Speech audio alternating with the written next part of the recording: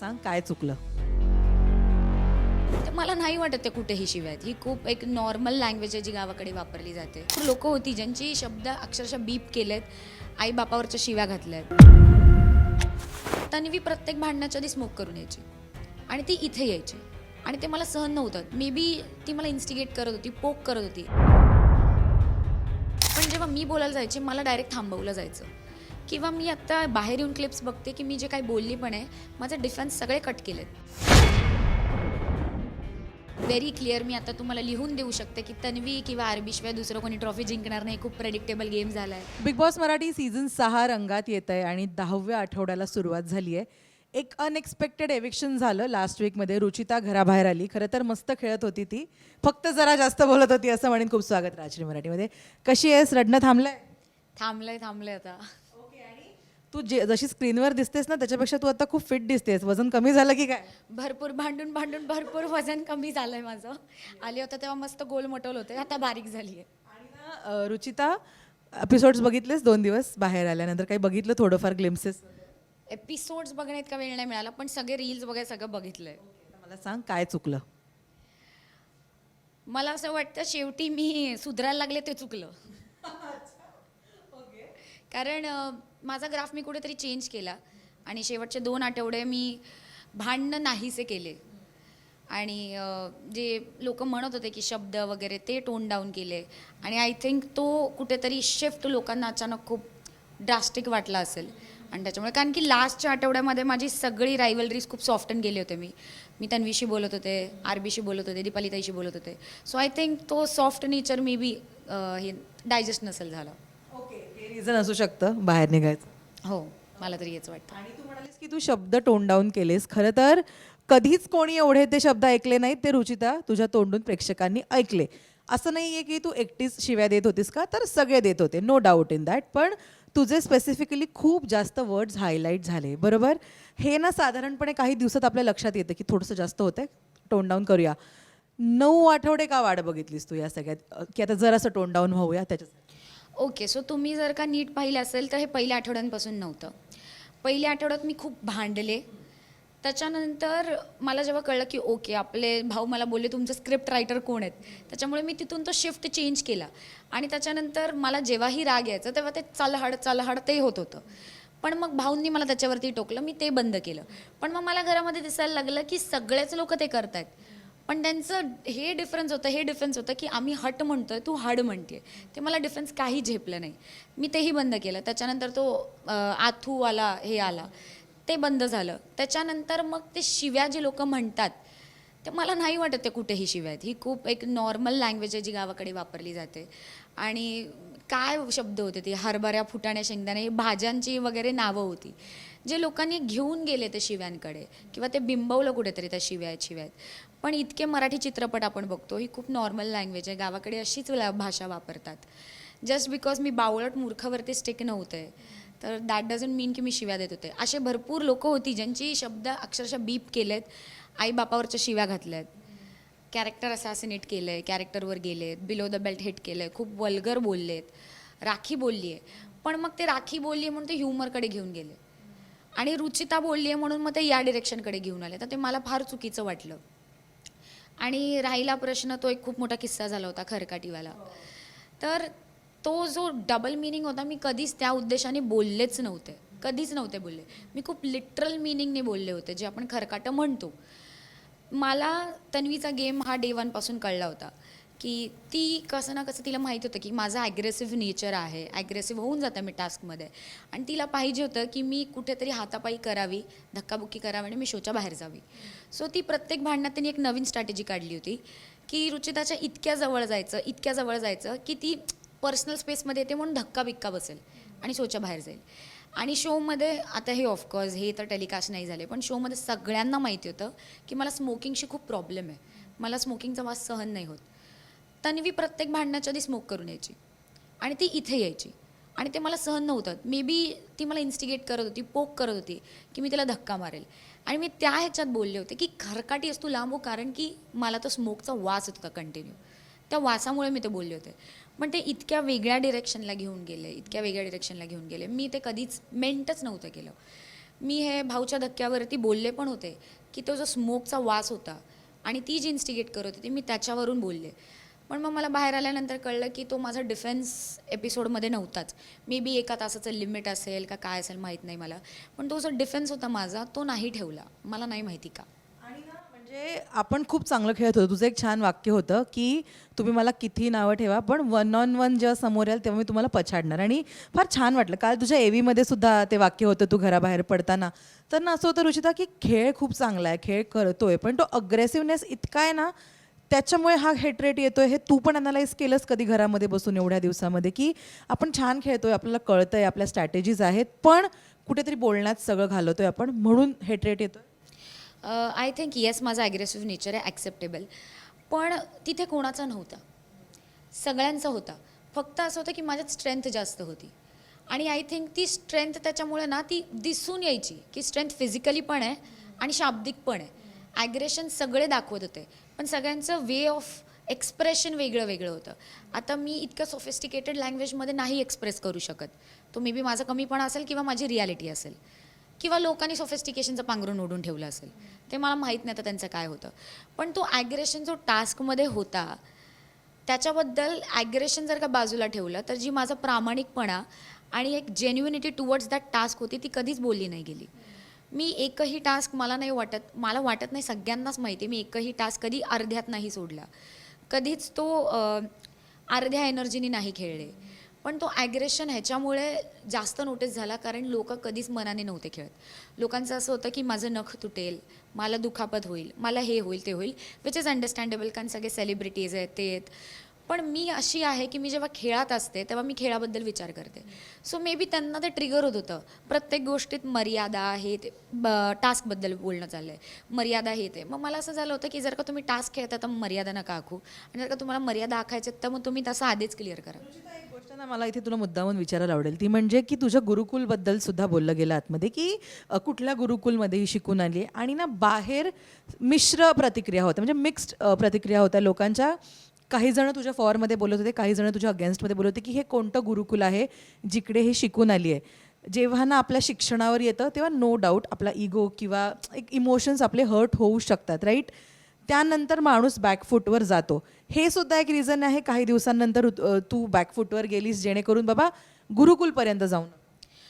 मला नाही वाटत की मी बॅकफूटवर गेले. मी गेम चेंज केला होता, येस. कारण की 7 आठवडे कॉन्झिक्युटिव्हली भाऊ बोलत होते की you need to stop, you need to stop. So मग मी गेम चेंज केलं होतं की हे करून बघूयात की काय होतं. पण ते हे करण्याच्या नादात मला नाही कळलं की लोकांना मे बी तो अचानक ड्रास्टिक चेंज तो नाही सहन नाही झाला. पण येस, मला ती गोष्ट खूप हर्ट झाली होती. कारण हेच जर का रुचिता बोलली असती की रुचिता कोणाच्या फॅमिलीवर जाती आहे किंवा रुचिता जर का कोणाला बोलते की तुमच्या घरच्यांना लाजा वाटत असतील तुम्ही जसं वागताय, तुमचे गुरुकुलाला तुमची लाज वाटत असेल, शिक्षण काढतायत, तर ते ना खूप मोठा मुद्दा बनला असता. पण जस्ट बिकॉज हे रुचितावरती येत होतं मे बी त्याच्यावरती कधी भाष्यच नाही केलं गेलं किंवा मी काही बोलायला पण जायचे धक्क्यावरती तर मला थांबवलं जायचं. मग मला असं होतं की मला ती डबल ट्रीटमेंट मला नव्हती कळत नव्हती. कोणी काही जरी केलं ना तरी त्यांना एक फेअर चान्स मिळायचा त्यांची बाजू मांडण्याचा. पण जेव्हा मी बोलायला जायचे मला डायरेक्ट थांबवलं जायचं. किंवा मी आत्ता बाहेर येऊन क्लिप्स बघते की मी जे काही बोलली पण आहे माझं डिफेन्स सगळे कट केलेत. मग काय माझं नरेटिव्ह बाहेर नव्हतं येऊ द्यायचं का, मग मी जे बोलते ते एपिसोडमध्ये टाकण्यासारखं नव्हतं, मला ते कळत नव्हतं. पण माझे डिफेन्स खूप जेन्युइन होते आणि विथ प्रूफ्स होते. म्हणजे आत्ता जर मी एक शेवटचे 3-4 आठवडे कन्सिडर केले तर जेव्हा एका टास्कमध्ये विशाल अपफ्रंट बोलला हो मला ती आवडते, त्यानंतर ना रुचिता आता आम्हीही बघितलं, प्रेक्षक म्हणून पण बघतो, आम्ही जर्नलिस्ट म्हणून पण बघतो, तू ना पूर्णपणे 360 डिग्री वेगळी दिसलीस. जी अग्रेसिव्ह रुचिता होती तुला लाजताना पण बघितलं ग आम्ही. आणि हे खूप अनएक्सपेक्टेड होतं की ही मुलगी इतकी स्ट्रॉंग अपियर होतीये पडद्यावर की एक लव अँगल येतो किंवा एक कुठेतरी सॉफ्ट कॉर्नर येतो आणि पूर्ण ही कशी बदलू शकते. आणि ना दिसताना म्हणजे जेव्हापासून तुमची टोळी फॉर्म झाली दिसत होतं की एक कोणती तरी व्यक्ती ती टोळी चालवते आहे.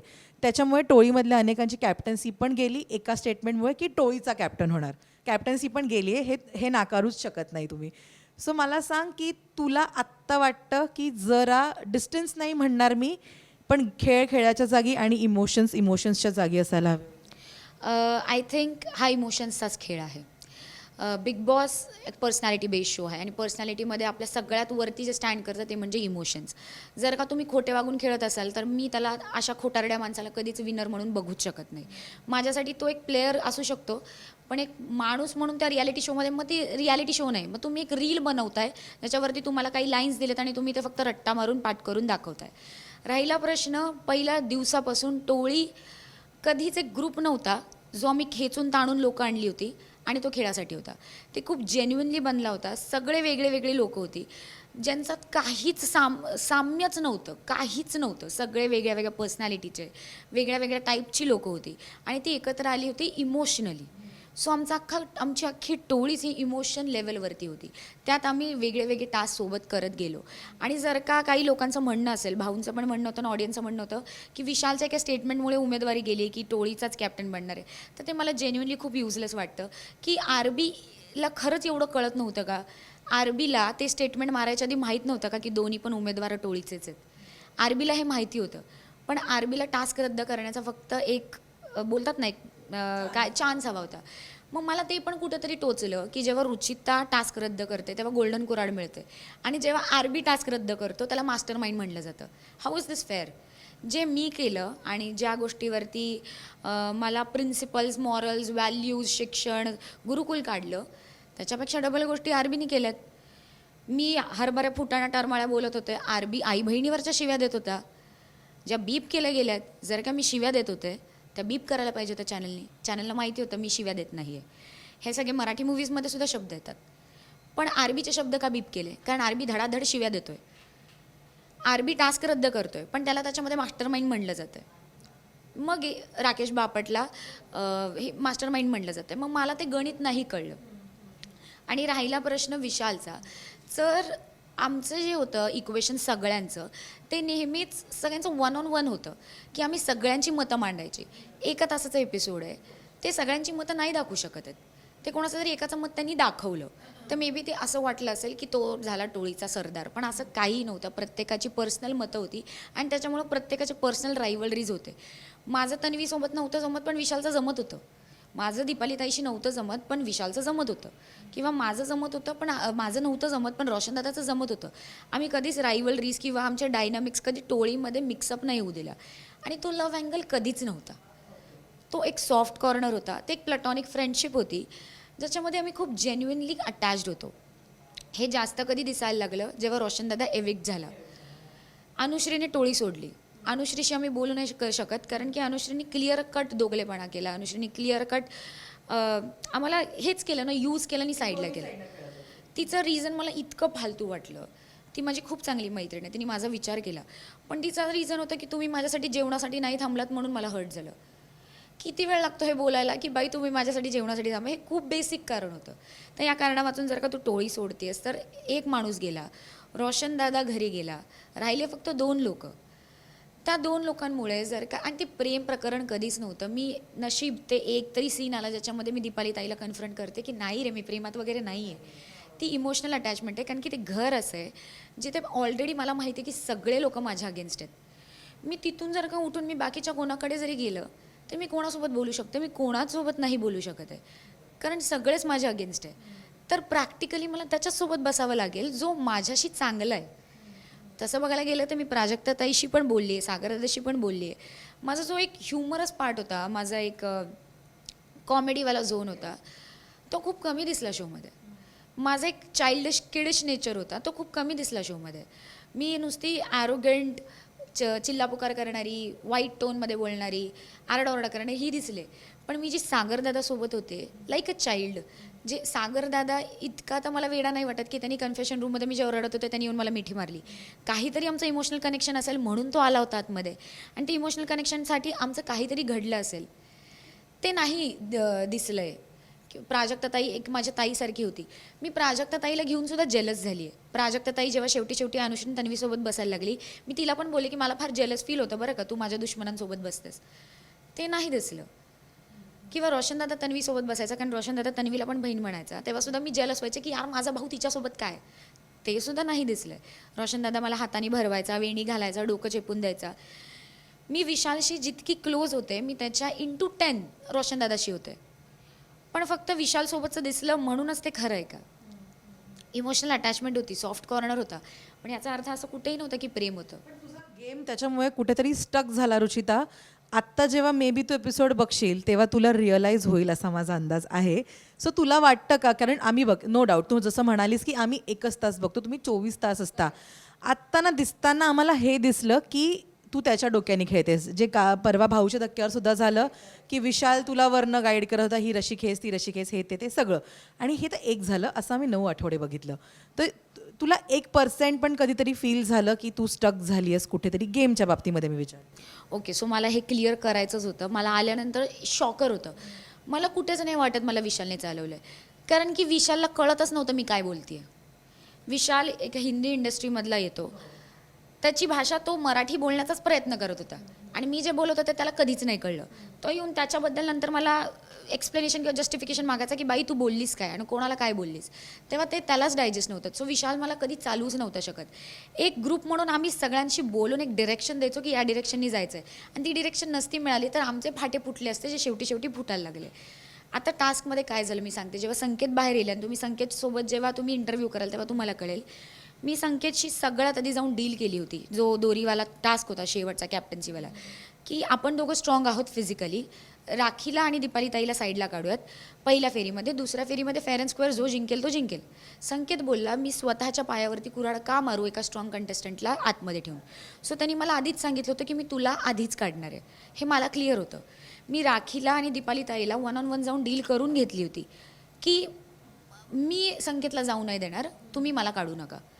आणि त्याच्यामुळे मी विशालला सांगून ठेवलं होतं की मी माझ्या त्या दोरखंडात बिझी असेल, तू मला वरतून आवाज दे जेव्हा तो सगळ्यात क्लोज जाईल. आणि तो जेव्हा सगळ्यात क्लोज गेला त्या तो जिंकायला आला होता आणि तेव्हा त्यांनी मला आवाज दिला आणि तेव्हा मी धावत गेले. पण मी जे संकेतशी डील केलं, जेव्हा संकेतनी सांगितलं की तो मला आधीच काढणार आहे, जेव्हा मी विशालला बोलले की तो मला काढणार आहे आणि त्याच्यामुळे तू हे मला सांग, ते नाही दाखवलं गेलं. मी त्याच्यानंतर हे पण बोलले होते, मी अपफ्रंट जाऊन तुम्ही संकेतला आल्यानंतर विचारू शकता. मी जेव्हा दुसरी फेरी सुरू झाली आणि जेव्हा बोलले होते बिग बॉस की आता ही निर्णायक फेरी ठरणार आहे, तेव्हासुद्धा मी बोलले होते की मी संकेतला नाही जिंकू देणार नो मॅटर वॉट, कारण की तो वाईल्ड कार्ड आला आहे. मी एका आठवड्याची इम्युनिटी त्याला का देऊ. मला माहिती होतं की मी नाही बनू शकणार आहे, कारण की त्याची स्पीड ऑफकोर्स माझ्यापेक्षा बेटर होती आणि ते मी ॲक्सेप्ट करते, त्याची स्पीड बेटर होती. पण जर मी नाही बनत आहे तर I have to make sure की एक वाईल्ड कार्ड आला आहे ज्याला अजून मी परखलं पण नाही आहे, जाणलं पण नाही, मी त्याला एका आठवड्याची इम्युनिटी नाही देऊ शकत. पण हे कॉन्व्हर्सेशन कुठेच नाही दाखवलं आहे. दाखवलं गेलं आहे विशालवरतून इन्स्ट्रक्ट करतो आहे आणि मी तशी वागते आहे. मग ते ऑफकोर्स ते तसंच दिसणार की विशाल चालवतो आहे. जर एका आठवड्यात माझा गेम वीक झाला असता, पहिली गोष्ट मी ती चावी मग चोरलीच नसती किंवा ते मी प्लॅनच नसतं केलं. तसं मग बघायला गेलं तर विशालला मी मॅन्युप्युलेट केलं आहे ती चावी देण्यामध्ये, कारण की विशाल तर प्राजक्ताला चावी देणार होता. हे प्लॅनिंग करताना, चावी चोरीचं प्लॅनिंग करताना रुचिता तुला असं कसं वाटू शकतं की हे कोणाला कळणारच नाही की ही चोरी आहे किंवा हे प्लॅनिंग नाही आहे, ते इझिली कळलं की हे प्लॅनिंग आहे. नाही, राकेश बापट सोडून कोणालाच कळलं नव्हतं. राकेश बापट सोडलं तर कोणालाच कळलं, तन्वीला पण कळलं होतं, ती बोलली आहे. कारण की राकेश बापटने ते सांगितलं आणि तेव्हा तन्वीचं डोकं झालं. तन्वी एवढी हुशार नाही आहे, सगळ्यांना बाहेर वाटतं ती खूप हुशार आहे, पण जेन्युइनली तन्वी हुशार नाही आहे. मी 24 तास तिच्यासोबत राहतोय त्याच्यामुळं माहिती आहे.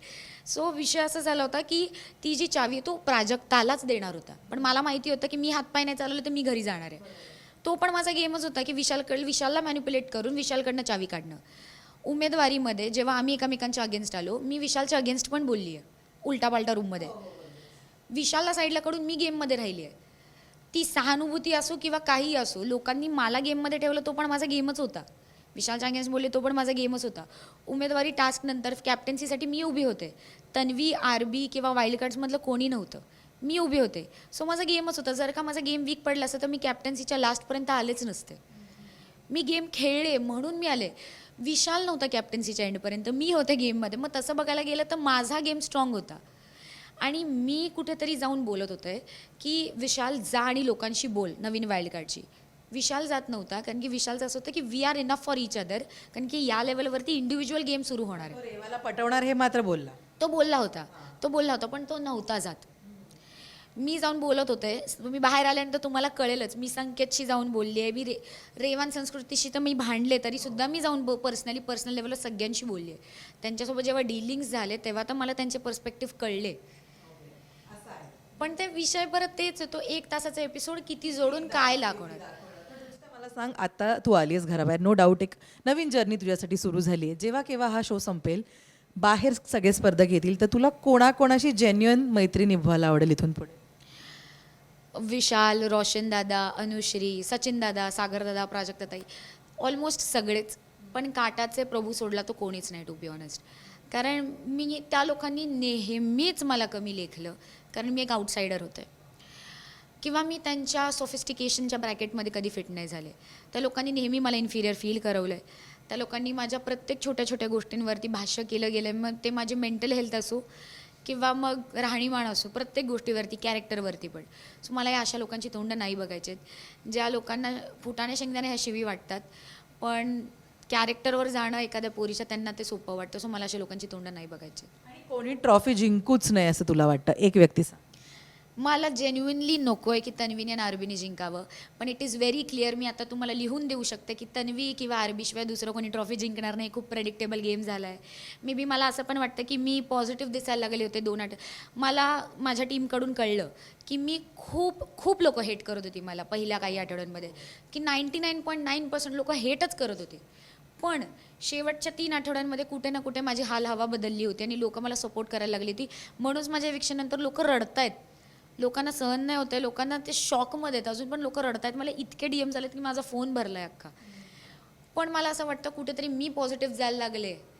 हाफ गेम नंतर माझा ग्राफ चेंज व्हायला लागला आणि कुठेतरी तन्वीचे मुखवटे बाहेर यायला लागले. त्याच्यामुळे मी गेमच्या बाहेर आहे आणि खूप प्रेडिक्टेबल झालं. लोकांना पण माहिती आहे तन्वी किंवा आरबीत जिंकणार आहे, पण मला नको आहे त्या दोघांनी जिंकावं, कारण की इतक्या मुखवट्यावाल्यांना लोकांना, मग मला ते माझ्यासाठी ते ट्रू विनर्स नाही आहेत. तुला काय वाटतं कोणी जिंकावं? विशाल सोडून सांग, विशालचं नाव. अनुश्री हो पलटू आहे, पण माझ्या बाबतीत ती जेन्युइन होती. तिला माहिती आहे की एक्झॅक्टली करायचं काय आहे आता. करेक्ट. तिला माहिती आहे पुढे जायला काय करायचं आहे, आणि इवन ती कशीही असेल, पण मला ती रिअल वाटते. बाकीचे कंटेस्टंट्स मला तितकं त्यांच्यामध्ये कॅलिबर नाही वाटत जिंकण्यासारखं, पण या लोकांमध्ये मला अनुश्री केपेबल वाटते आणि मला नको इतकं ऑब्व्हियस गेम की तन्वी आणि राकेश बापट जिंकावा. ओके, सो रुचिता, खरं तर नवीन प्रवास आता इथून सुरू झाला आहे. All the very best. कारण आपण घरात जाताना एक पर्सनॅलिटी म्हणून जातो, बाहेर एक वेगळी पर्सनॅलिटी येते, फॅन्स येतात, काही हेटर्स येतात. सो छान डील कर या सगळ्यांशी. ऑल द व्हेरी बेस्ट आणि मस्त दिसते. Thank you so much. मी खूप खुश आहे. तसं बघायला गेलं तर माझ्यासाठी मी गमावलं काहीच नाही, मी खूप कमावलं या शोमधून. From no one to someone पर्यंतचा प्रवास बिग बॉस मराठी 6ने दिला आहे मला. सो मी खूप खुश आहे माझ्या या जर्नीला आणि या ऑपॉर्च्युनिटीसाठी, कारण बिग बॉस मराठी 6 नसतं तर आज रुचिताच आमदार नसते. All the best. Thank you. Thank you so much.